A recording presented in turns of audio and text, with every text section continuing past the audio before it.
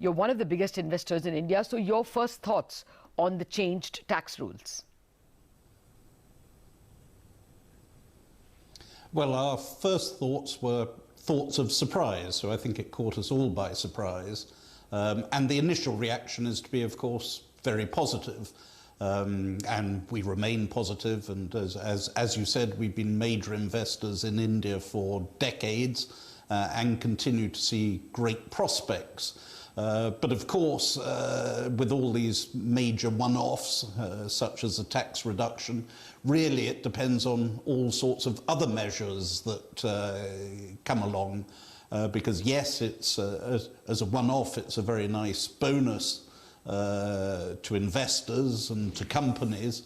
But really what we should see here is an encouragement of investment into India, either from domestic investors or indeed international investors seeking to set up businesses in India. So that's key, so that you then encourage growth, and you longer term you address some of the fiscal issues.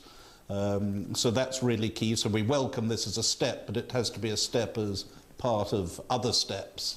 Okay. Hugh, hi, good morning. Thanks a lot for joining us. You know, our earlier speaker was also making this point, and and if that is the case, do you think foreign investors will put some more money into India compared to China?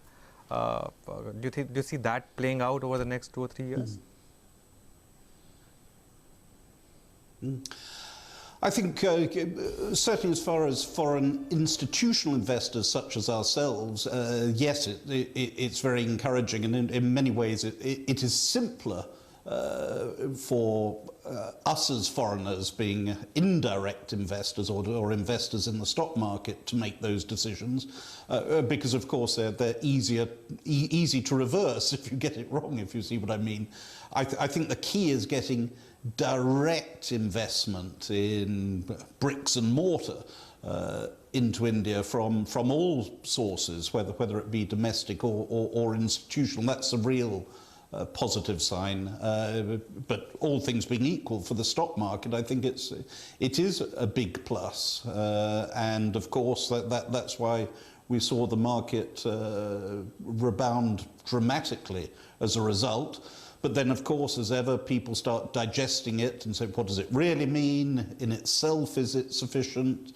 Is it a real game changer in itself? I would say not in itself, but it is a game changer if it's part of a policy of other measures that help business being set up and business employing more people. Absolutely. Hugh, hi, good morning. Always a pleasure speaking with you.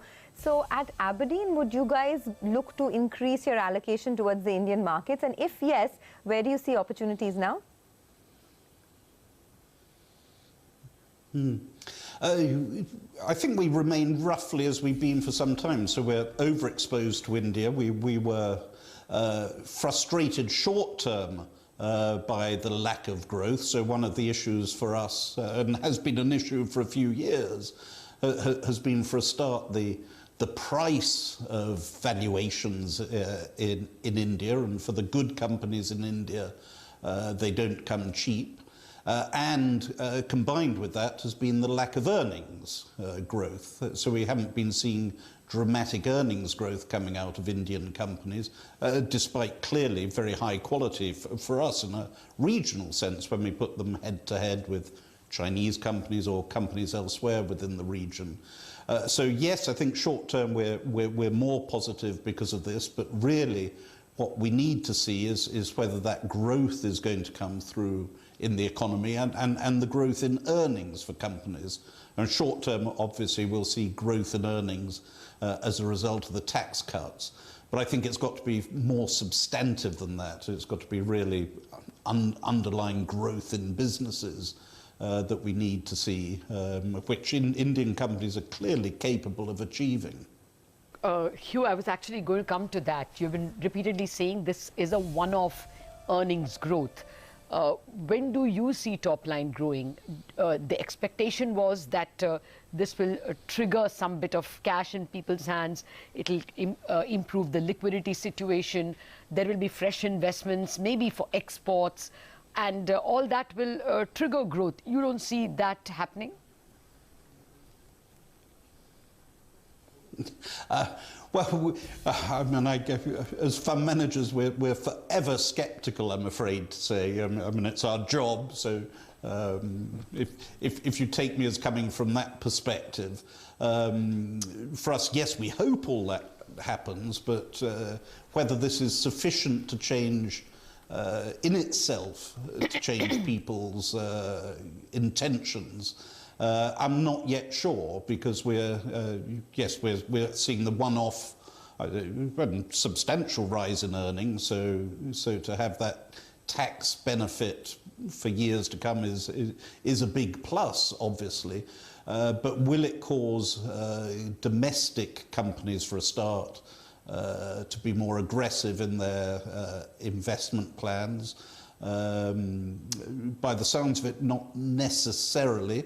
And will it be enough to encourage foreign direct investors to come in itself? Yes, it is a big plus, but in itself, is it sufficient? I think we just have to wait and see, and it's far too early to say yes, it will work, or no, it won't work. But it's certainly a big step in the right direction, and it would be nice to see further measures come, but it takes time. What is that further measure you're waiting for?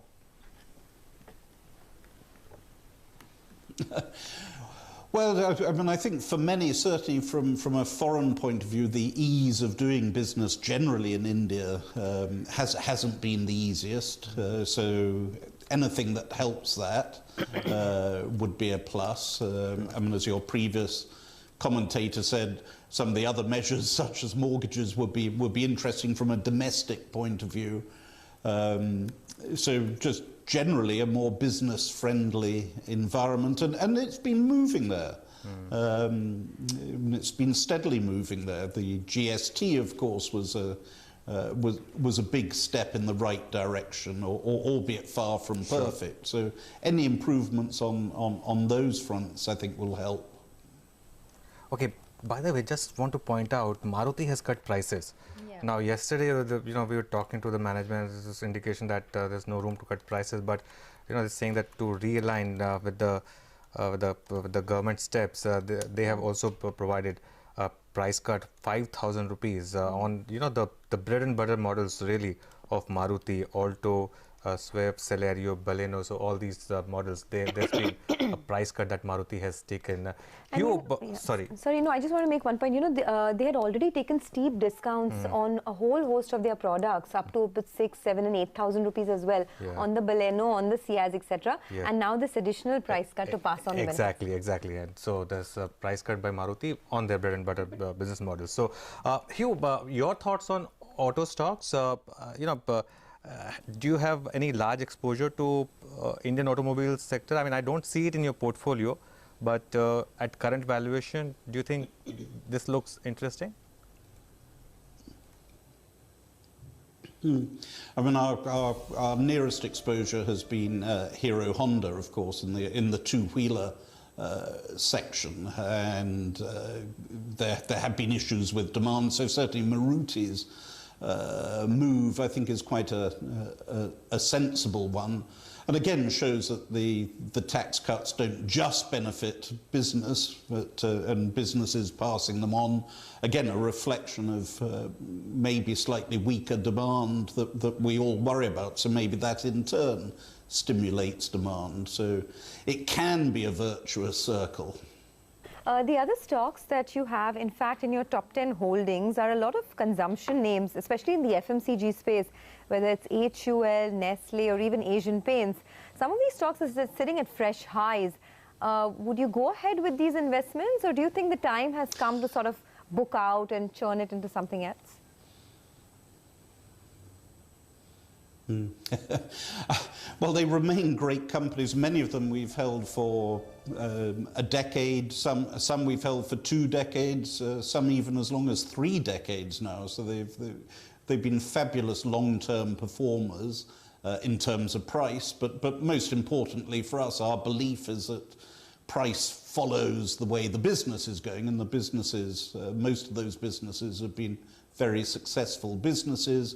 We still see a great future for them, but you're right, we do worry about valuations, and this has been something I've been sort of harping on about for a few years now. The concern with India has been A, the valuations, and B, the lack of growth. So you can justify valuations up in 30, 40 times earnings, providing you're getting the growth.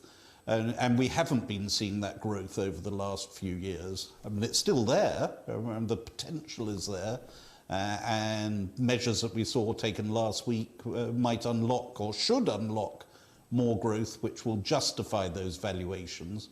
But for us to be really comfortable saying, yes, we have absolutely no problems with the valuations where they are, we'd have to see that growth coming through. So again, it's wait and see. We're very happy with the way the companies are run. We're less happy with share prices. I'm afraid we're always greedy. We like share prices to be as cheap as possible, and then we put more and more money in. I'm afraid life is not so simple. Well, Hugh, I want to plough that point further about what you said about virtuous cycle. You've heard the biggest of auto companies, in fact, one of the biggest Indian manufacturing companies, Maruti, cut prices.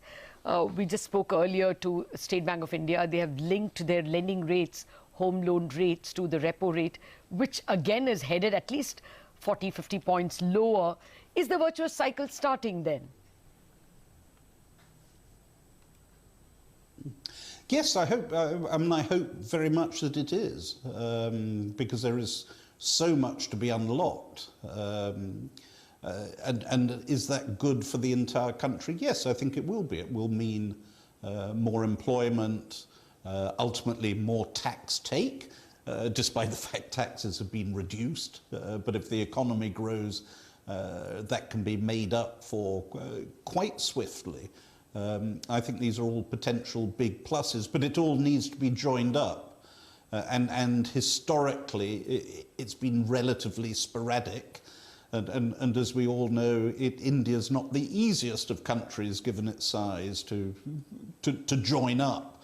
And that's the challenge for the government, and a challenge it seems to be taking on.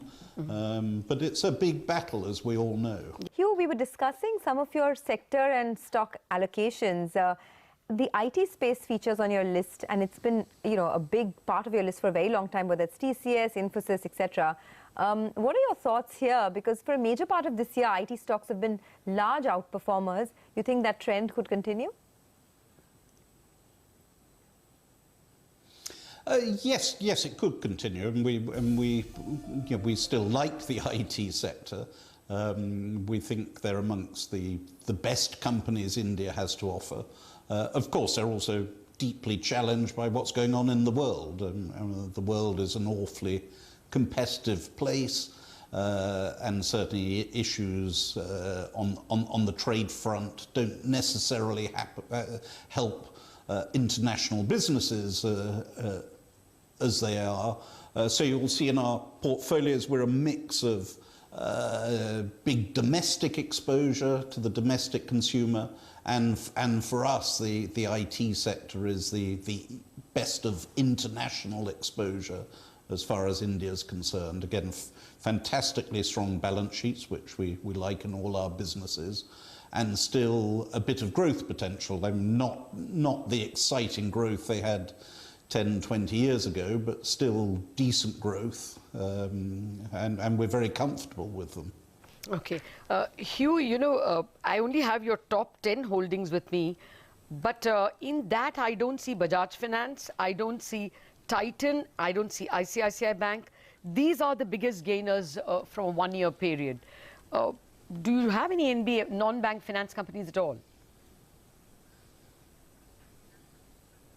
Yes, we do. In the non-banking sector, we have things like GRU, I guess Bandan as well. I mean, our major banking exposure is HDFC, HDFC Bank, Kotak, for example. So those are our larger holdings. And sadly, you're right, we don't hold Titan, for example. Or Bajaj? Not the Bajaj twins either? No. Okay. So yes, we invariably we miss out on a few winners, as well.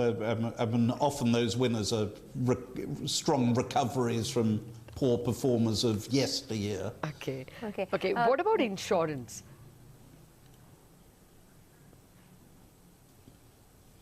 Yes, we do have exposure in insurance. So we have SBI, for example. As you well know, we're as an institution, not in our funds, but we're large shareholders of HDFC, for example. So yes, it's a sector we like with good long-term growth story. In our portfolios, we hold SBI. Okay, I do want your thoughts on the cement space, because you hold Ultratech Cement as well. And you know, in the quarter gone by, that is in Q1, most of the cement companies reported very strong EBITDA. But on the demand side, what's your own sense? I mean, are we looking at a cyclical upturn in the cement sector, or do you think we've reached a mature phase there? How are you positioned? We have quite substantial exposure in the cement sector, ranging from Grasim on through. And it's a sector we've liked as exposure to infrastructure, essentially. And we still think there's quite a lot more to go for broadly in infrastructure. The issue, as ever, is a shorter term is supply demand, which is not yet, for the companies themselves, in the best situation. So it's not going to be an easy ride short term. But I think long term for us, and we are long term investors, we still see quite a bit of runway ahead. Well, I just want to read finally to you a quote we got from Victor Schwetz of Macquarie.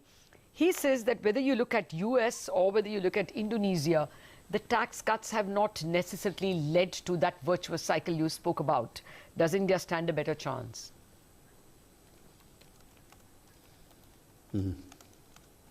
I think that's the right question to ask, and we don't know. I think India does stand a good chance, but as I was saying earlier, it really has to be joined up. So just to do one-off tax cuts, very nice, it puts money in certain pockets, but does it really help develop an open economy longer term? That's a question mark. So it really needs to be joined up with other measures, and India has every chance.